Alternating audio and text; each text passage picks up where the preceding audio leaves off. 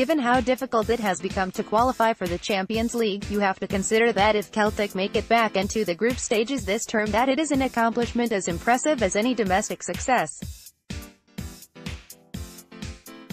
This summer looks like being the toughest journey yet. You would expect that the heat and the travelling will be the biggest issues that Celtic face when they prepare for that opening game against Armenian side Alashkert. A 5,000-mile round trip to play in baking heat is a tough call for the first competitive game of the season. The one positive to take out of the draw is that, whatever happens over there, Celtic will be a week further on in their preparations when they host Alashkert in the second leg. You would assume that both they and Rosenborg would get through, but that, for a second-round tie, is a huge test.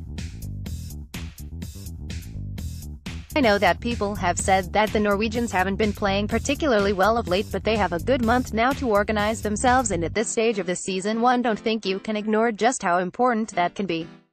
They will be sharper given the fact that they are into their season, and I think that is an extremely difficult one to come out of.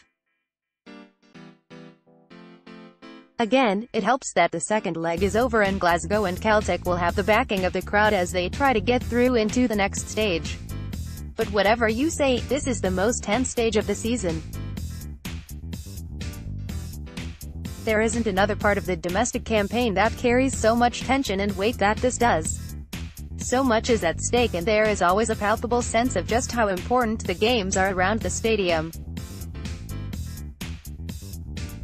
You can sense it in the atmosphere around the stadium, and I don't think it is an exaggeration to say just how much these games underpin the season. I do think there is a real lift that everyone takes when the team gets into the group stages.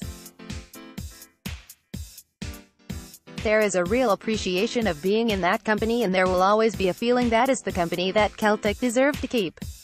You can criticize UEFA for how tough they make it, and Celtic haven't been helped by other teams failing to progress beyond initial qualifiers, but the fact is that every summer you know these games are coming, and by hook or by crook you need to find a way to get through them.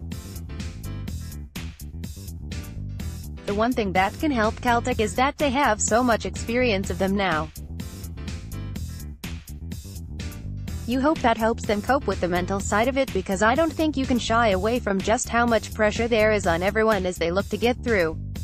With the likes of Tom Rogic, Michael Lustig and Dedryck Boyata, 3 starters for Celtic, all involved in World Cup duty and then getting time off afterwards, Rogers also has the headache of starting arguably some of the most critical games of the season without key players.